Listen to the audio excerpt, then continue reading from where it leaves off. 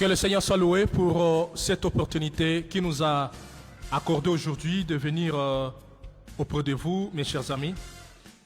C'est une grande grâce, c'est une grande opportunité, très merveilleuse, très avantagée de ce que nous sommes toujours connectés dans la présence du Seigneur.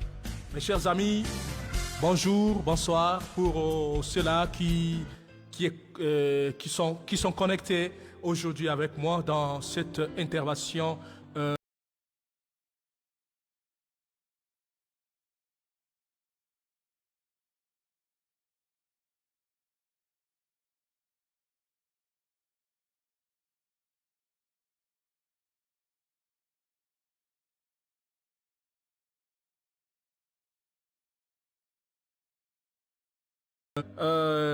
De nouveau, merci pour tous ceux qui m'accompagnent de près et de loin dans ces interventions.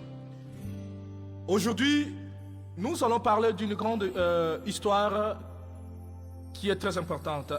En premier lieu, je tiens d'abord à répondre à un frère qui m'avait envoyé un message anonyme. Ce frère m'avait envoyé un message anonyme à propos de mes interventions différentes sur les effets politiques, en disant comment est-ce qu'un pasteur peut commencer à procéder dans les activités politiques. Je crois que c'est une bonne question.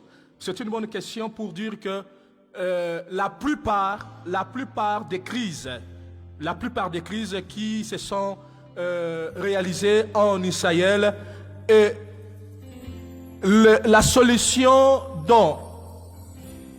qui ont mis fin à ces crises, c'était à travers la personne des hommes de Dieu.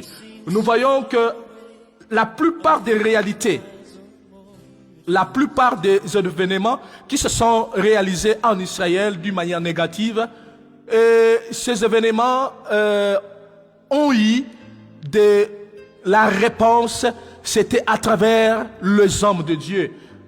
À travers les hommes de Dieu. Israël était entré dans les moments de crise et Dieu avait utilisé les prophètes Samuel. Israël était dans le moment de l'occupation, Dieu avait utilisé les Danites au nom de Samson. Israël était dans les moments de crise en Égypte, Dieu avait utilisé la personne de Moïse. Et nous allons comprendre que Dieu, pour instaurer un état de droit au monde, à travers les ennemis d'Israël, Dieu avait choisi un homme qu'on appelait David. David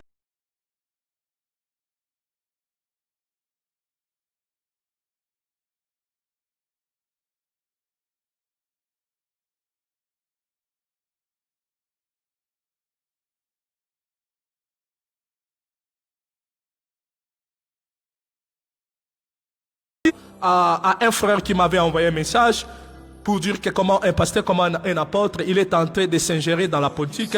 Je dirais que oui. Si c'est possible, je m'ingère dans la politique parce qu'il s'agit de mon pays. Un homme qu'on appelle Néhémie. Néhémie, il était un homme, un prophète que l'Éternel avait utilisé pour pouvoir construire le miracle de Jérusalem.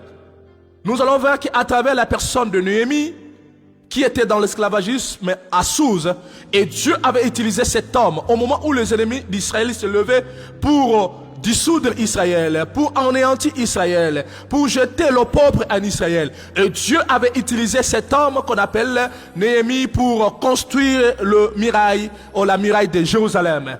Et Néhémie avait dit, et nous nous leverons, nous bâtissons, car vous n'avez ni part ni souvenir dans cette nation. La même des choses, la même expression que nous allons utiliser envers nos ennemis qui oppressent la nation congolaise, qui sont là pour jeter les opprobles, qui sont là pour injecter des poisons, nos ennemis qui sont là pour injecter des troubles, des désordres, semer des massacres, semer de terreur dans nos territoires congolais, pour massacrer les gens à l'est, pour dissoudre notre nation, l'espoir des peuples congolais. Et je dirais que c'est un sujet qui concerne à nous, le peuple congolais. C'est pourquoi j'aimerais dire à tout le peuple congolais, levons-nous et bâtissons notre pays, car nous avons l'héritage dans cette nation. Et nos ennemis, ils n'ont ni part ni héritage dans nos territoires congolais, dans notre nation, la République démocratique du Congo.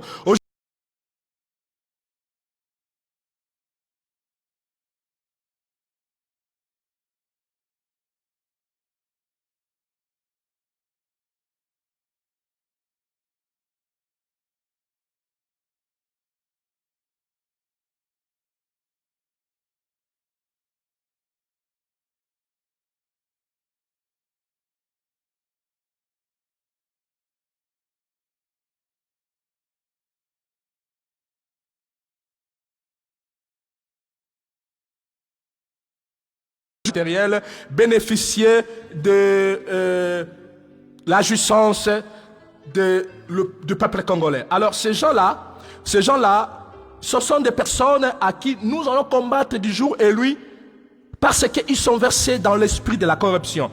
Alors nous avons vu que l'appareil judiciaire venait de recevoir un nouveau procureur de la République dont il a prêté le serment. Mes chers amis, c'est bon pour faire remplacer, substituer plusieurs personnes dans l'appareil judiciaire. C'est bon. Tout cela, c'est pour établir un état de droit stable dans notre nation. Mais ce n'est pas ça ce que le peuple veut. Ce que le peuple veut, c'est pour que l'état de droit règne au sein de la nation et que tous ces gens-là, tout ce peuple-là, et tous ces éléments-là, ces gens, ces parvenus, qui sont là uniquement pour profiter du bien de notre nation, usurper les droits des peuples congolais, réussir pour enrichir leurs droits, enrichir leurs poches, enrichir leurs trésors, enrichir leurs jubessières, afin qu'ils soient riches et que le peuple devienne de plus en plus pauvre. Ce n'est pas ça ce que le peuple veut. C'est que le peuple veut que l'état de droit règne et que le président de la République du Congo, qu'il puisse mettre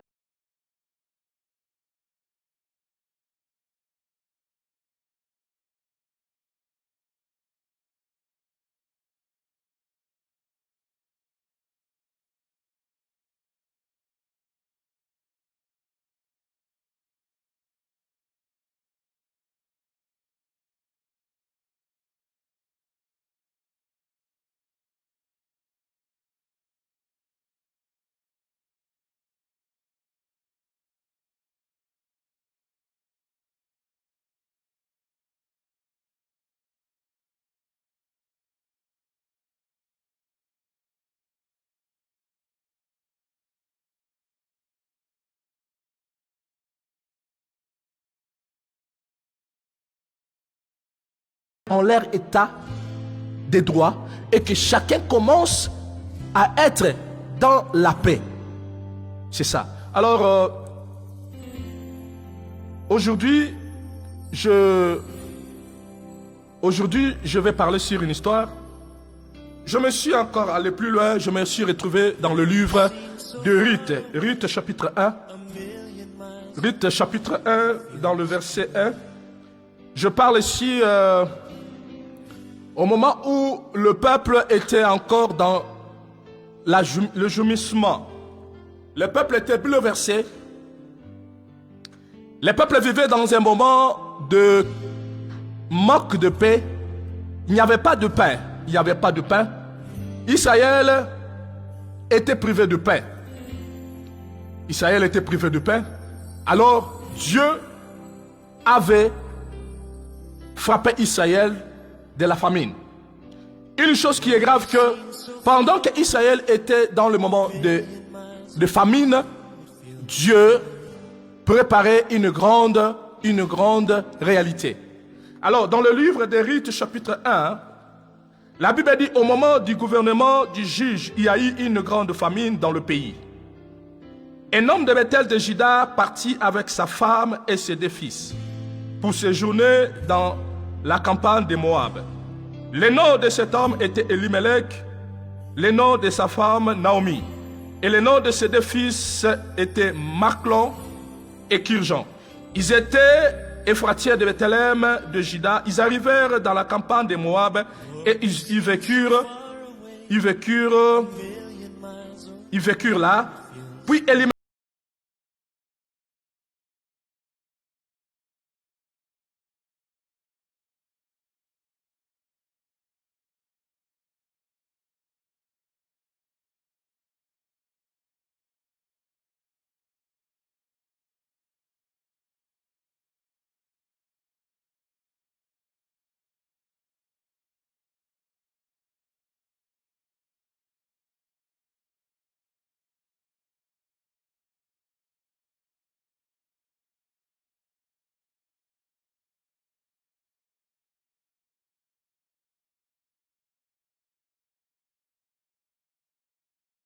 mort et son mari. Et Naomi apprit que l'Éternel avait visité son peuple. L'Éternel avait visité son peuple. Il avait visité son peuple de quoi? Il avait visité son peuple de pain. Et Christ a dit que l'homme ne vivra pas seulement de pain, mais de toute parole qui sortira de la bouche de l'Éternel. Nous voyons que le pain aussi est très important pour la vie de chacun de personnes. Mais la chose la plus importante est que l'homme a besoin de la parole de Dieu. L'homme a besoin de la parole de Dieu pour vivre heureux sur cette terre. Il a besoin de vivre heureux à travers la parole de Dieu. Mes chers amis, la chose la plus importante est que nous sommes là dans un moment où la plupart des personnes ne veulent plus vivre sous l'écoute de Dieu. Or, un homme qui vit sous l'écoute de Dieu, c'est une personne qui reçoit de plus en plus les orientations de Dieu et il parvient à vivre heureux sur la terre.